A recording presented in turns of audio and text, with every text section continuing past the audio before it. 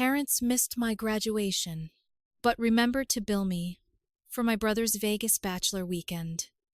$2,740, your share for flights plus suite. I sent back $2.74 with the note. Didn't gamble, not paying. Then froze the shared card, flagged every charge, and revoked all linked accounts. By morning, I got a notice. All guest access removed by account owner. At 9:13 a.m., my sister texted, "The hotel won't let us in. What did you do?"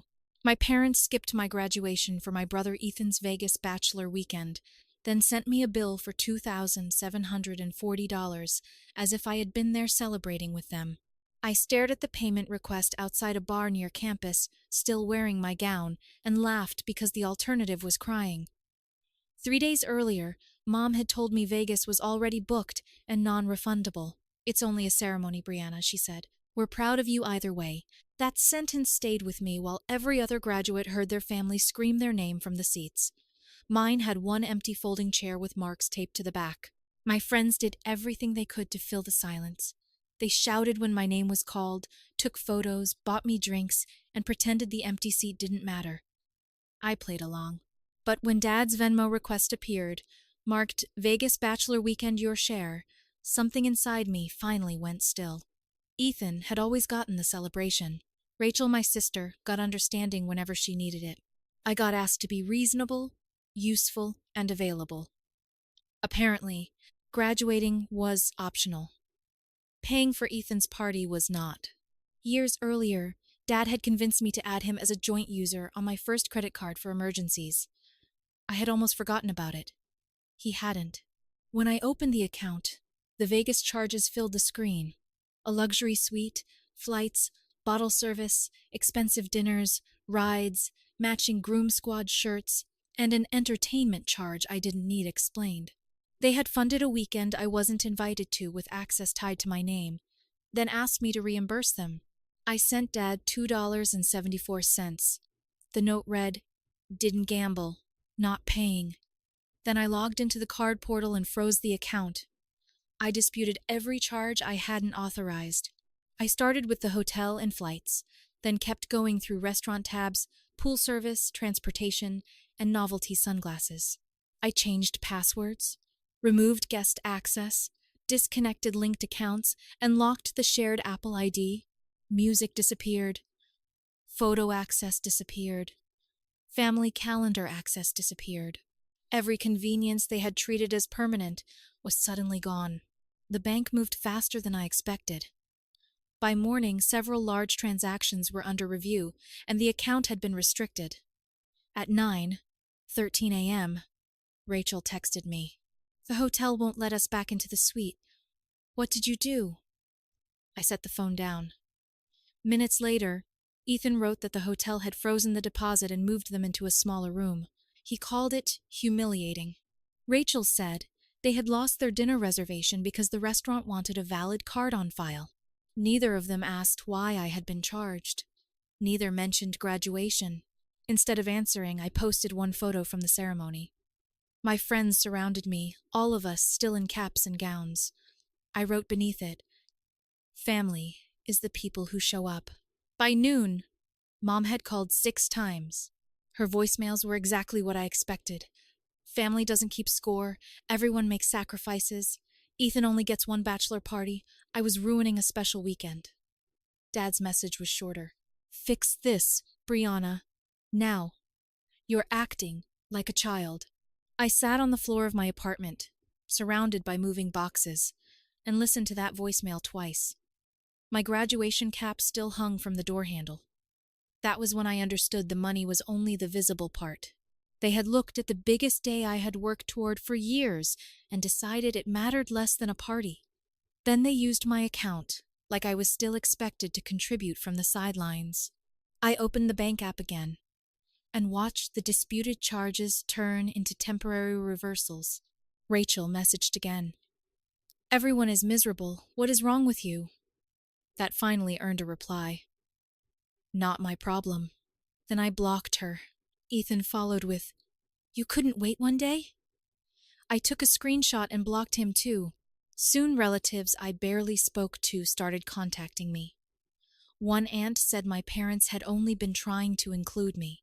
I stared at that word include and wondered how it described being absent from the trip but present on the bill. That night I cut every remaining cord. My phone number was still attached to Dad's family plan, so I paid my portion, ported the number, and opened my own account. I changed every streaming password I had been paying for. I removed myself from shared cloud storage. I separated my car insurance from the family policy, even though it cost more. By sunrise, nothing important in my life required their permission, login, or cooperation. That was when Dad's anger changed into panic. "You're jeopardizing your mother's credit," he said in another voicemail. "This isn't a game." My cousin Josh texted soon after, saying the family group chat had exploded. Rachel was accusing me of financial abuse. Ethan was blaming me for destroying the trip. Mom was crying. Dad was trying to convince everyone I had misunderstood how the card was being used. I laughed once because they were finally experiencing inconvenience and calling it cruelty. Then the messages stopped. Completely. For several days, there was nothing from any of them. No calls, no guilt, no passive-aggressive posts.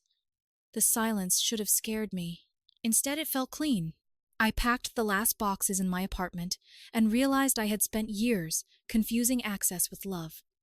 They had always had a way into my money, accounts, time, and attention. Now they didn't. 2 weeks after graduation, a thick cream envelope arrived. Ethan and Madison's wedding invitation. Lake Tahoe, August. Formal dress. Family rehearsal dinner. RSVP by July 1. I almost threw it away until I noticed another envelope taped behind it. Inside was an itemized invoice for the remaining bachelor party balance, $1,826 after the disputed charges. Underneath, someone had written by hand, "Let's not make this weird." I stood in my kitchen holding that paper, and for the first time since graduation I didn't feel hurt. I felt curious. If they still believed I was going to pay, smile, attend the wedding, and pretend the last few weeks had never happened, they had learned absolutely nothing. I checked no on the RSVP. Then I opened my laptop and booked a room at the same Tahoe hotel for the wedding weekend. I told myself booking the Tahoe hotel wasn't about revenge. I wasn't going to crash the ceremony or stand outside the reception making a scene. I simply wanted to stop being the person my family could erase whenever it was convenient. If Ethan could miss my graduation and still expect me to finance his bachelor party, then I could spend his wedding weekend exactly where I wanted. A few days after making the reservation, I sent short, anonymous messages to both the venue and the hotel, suggesting they verify payment methods carefully because the groom's family had recently been involved in disputed credit card charges. I didn't accuse anyone of a crime. I didn't threaten them. I gave them information they could decide to ignore. Then I found Ethan and Madison's wedding website. It had photos, their engagement story, the registry, hotel information, and a glowing paragraph about Ethan being generous and dependable. Through an embarrassingly simple mistake on the site, I temporarily gained editing access. I added one sentence beneath their story. Ethan has always been surrounded by love, generosity, and at least one credit card that wasn't his. It disappeared within hours, but screenshots were already circulating among people who knew the family. Ethan messaged me that night. "You think this is funny? Grow up." I didn't answer.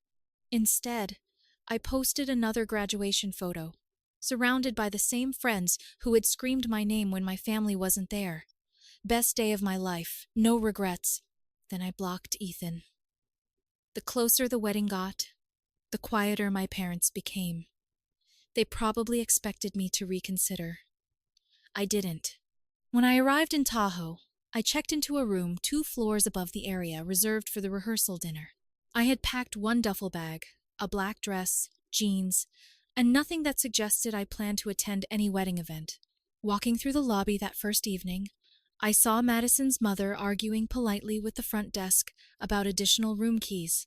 A few relatives were gathered near the elevators. Then the doors opened, and Ethan stepped out. He saw me immediately. For half a second, neither of us moved. His face changed from confusion to recognition, and then to something colder. I could almost see him calculating whether confronting me in the lobby would create a scene. I spared him the decision. I walked past, tapped my room card against the elevator sensor, and continued without saying hello. That tiny moment felt better than any argument could have. For years, I had been expected to explain myself, why I was upset, why something hurt, why I couldn't simply forgive. This time, I owed him nothing. Later that evening, I went downstairs and left a white envelope with the concierge addressed to Madison. Inside was a short note telling her the Bachelor weekend she had thanked Ethan's family for had been funded through a credit account he didn't own. I wrote that the charges were disputed and that Ethan's family had billed me afterward. The last line was simple. Ask him what happened before you decide whether I'm lying. I didn't stay around to watch the reaction. 2 friends happened to be spending the weekend nearby, so I met them across town. We played pool, ordered food, and laughed until after midnight. For several hours, I forgot the wedding existed. When I returned to the hotel around 1:30 a.m., there was a voicemail from Madison. Her voice was tight. Brianna, I don't know what kind of game you're playing, but you are not ruining this weekend for me. She hung up without asking whether the information was true. I listened once and deleted it. The next morning, a small notice sat behind the front desk instructing staff to verify identification for replacement room keys because of a guest privacy concern. Something had happened overnight. Nobody explained what. Ethan still posted the polished wedding photo that afternoon. He and Madison stood beneath an arch covered in flowers, hands linked, smiling perfectly at the camera. His caption said, "Nothing could ruin their day." Comments were disabled. That was the detail that told me more than the photograph did. 2 groomsmen didn't appear in any later pictures. One contacted me directly before the weekend ended. He said Ethan had told everyone I had voluntarily skipped graduation celebrations because I was busy moving. He had never heard about the card. He apologized and sent me money covering one Vegas expense he remembered participating in.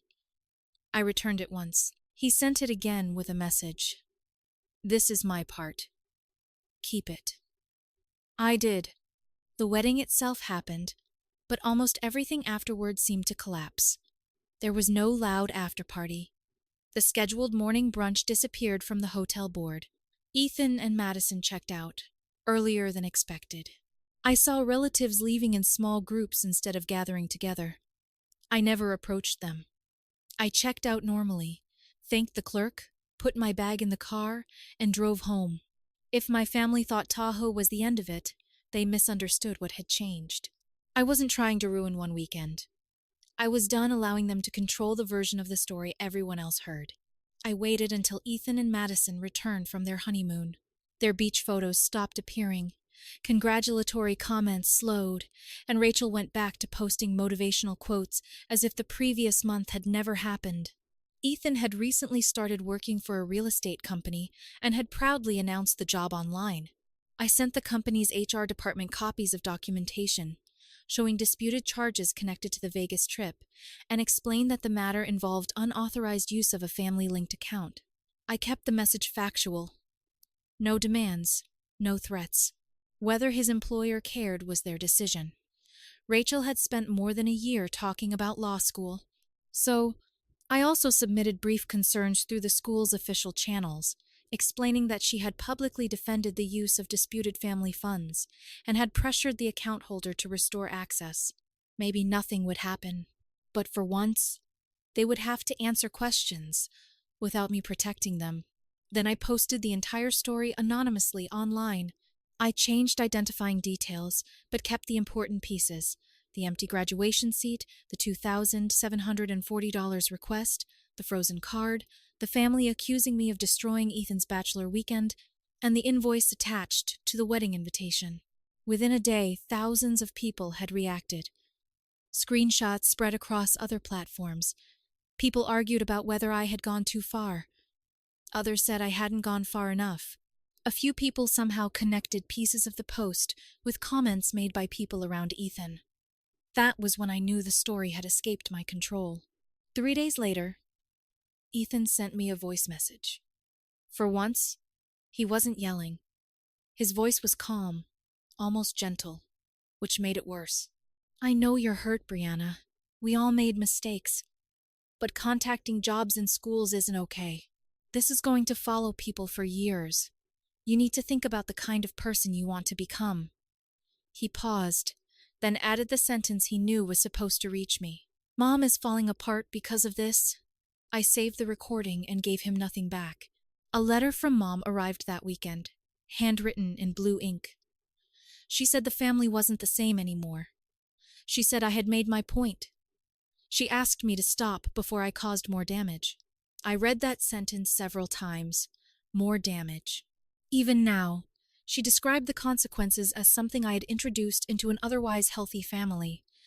There was no line saying they should have attended my graduation, no apology for using my account, no acknowledgement that they had sent me an invoice afterward, just another request for me to absorb the damage quietly so everyone else could feel comfortable again.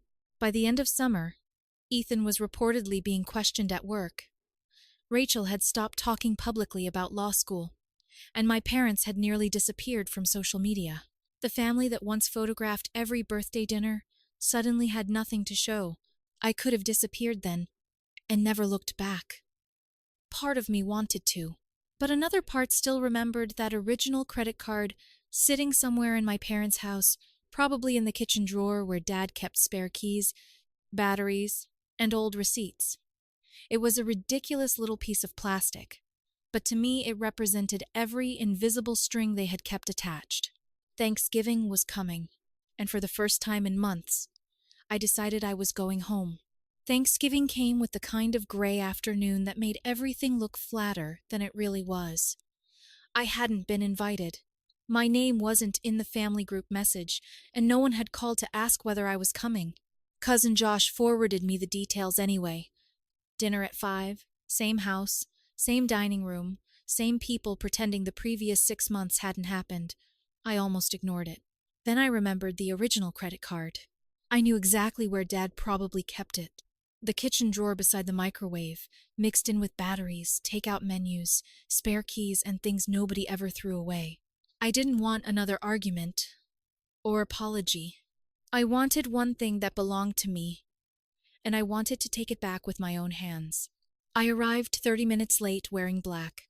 No flowers, no wine, no casserole balanced against my hip like I used to bring every year. When I opened the door, I could smell turkey, cinnamon candles, and Mom's stuffing, and for one dangerous second, the house felt like home again. Then I stepped into the dining room. Conversation stopped. Mom froze near the kitchen counter with a serving spoon in her hand. Rachel was holding a glass of wine. Ethan sat near the head of the table, halfway through carving the turkey while Madison sat beside him staring at her plate. Dad looked at me as if he had been expecting this moment and dreading it at the same time. Nobody said hello. "I'm not staying," I said. "I came for the card." Rachel opened her mouth, probably ready with something about ruining Thanksgiving, but Dad looked at her once and she stayed quiet. He put down his napkin and walked toward the kitchen. Nobody followed him. I could hear the drawer slide open. A few seconds later, he returned holding the old credit card between 2 fingers. The sight of it was almost ridiculous. A tiny rectangle of plastic had somehow carried years of assumptions. That my money was available, that my boundaries were temporary, that being family meant they could take first and explain later. Dad held it out without looking me in the eyes. I took it, checked the name, and slipped it into my coat pocket. Mom finally said, "Brianna, just my name. Nothing else." It almost worked. There had been a time when hearing her voice shake would have made me sit down, apologize, and start repairing a mess I hadn't created. I looked around the room instead. Ethan wouldn't meet my eyes. Rachel looked angry but strangely uncertain. Madison looked exhausted. I wondered how many conversations had happened after Tahoe that I would never know about. Then I looked back at my parents and said the only thing I had come prepared to say. You chose him. You always did. That's your choice. But you don't get to spend my future paying for it. Nobody stopped me when I walked out. I spent Thanksgiving with friends instead. We ordered too much takeout because none of us wanted to cook, played video games until 3 in the morning, and argued about movies while cartons covered the coffee table. Nobody asked me to explain why I had left my family's house after less than 10 minutes. Nobody told me I would regret it. One friend simply pushed a plate toward me and said, "You're eating before the noodles get cold." It was such a small thing that I almost cried over it. My family had always made love feel like a ledger. My friends made it feel ordinary. After that night, I stopped checking for messages. Weeks passed, then months. Ethan didn't call. Rachel didn't send another lecture. My parents stopped mailing letters. I heard pieces of news through cousins. Ethan was apparently under increased scrutiny at work after questions about his judgment surfaced. Some accounts he expected to handle were reassigned. Nothing dramatic happened overnight, but the reputation he had built as the dependable new hire had cracks in it. Someone at his office had reportedly recognized details from the story circulating online. Whether that mattered officially, I never learned. I had stopped needing every consequence to reach me. Rachel's plans changed too. For more than a year, law school had been the future she mentioned at every dinner. Then suddenly she stopped talking about applications. Her social accounts went private, and months later Josh told me she had enrolled in paralegal courses, calling it a strategic pivot. I didn't celebrate. By then, revenge had lost whatever energy it once gave me. The strangest consequence wasn't watching their lives wobble. It was realizing I could go entire days without thinking about them at all. 4.5 months after Thanksgiving, an unexpected email arrived from a nonprofit where I had applied more than a year earlier. They had kept my resume on file and had a new opening in community outreach and event coordination. The salary wasn't impressive, and the job didn't sound glamorous. But the email itself felt warm and human. They remembered an interview answer I had given about wanting work that mattered outside a spreadsheet. I accepted before I could talk myself out of it. 2 weeks later, everything I owned was packed into boxes again, except this time, I wasn't escaping an apartment filled with family access. I was leaving the entire city. My new place was on the second floor of an older building with creaky stairs and windows that rattled slightly when trucks passed outside. The kitchen was too small. The bathroom light flickered until maintenance replaced it. I loved every inch of it. Nobody else had a spare key. Nobody knew my passwords. Nobody could open a family account and find my name connected to theirs. At work, people knew me simply as Brianna. They didn't know about Ethan, Vegas, Tahoe, graduation, or the Thanksgiving card. They knew I was good at organizing events and remembered people's coffee orders. For the first time, my last name didn't arrive in the room before I did. The job paid less than some positions I could have taken, but I stopped dreading Monday mornings. I worked with families, students, volunteers, and people rebuilding their lives after circumstances much harder than mine. Most evenings, I came home tired in a completely different way. Not the exhaustion of predicting someone's mood or calculating how much peace would cost me. It was the tiredness that came from having actually used the day. I would make dinner, sit near the window, and realize nobody was angry with me. That took longer to get used to than I expected. Ethan tried once more in January. No apology, no explanation, just a link to a podcast episode titled something like Rebuilding Relationships After Conflict. I stared at it for 10 seconds and forwarded it to a friend with the message, "Apparently I've been assigned homework." We laughed, and I never opened the episode. My parents didn't follow up. No birthday message, no holiday meme, no second letter asking me to think about Mom. Maybe they finally understood that silence could go both ways. Maybe they were waiting for me to break first. Either way, the silence no longer felt like punishment. I had moments when the past still caught me without warning.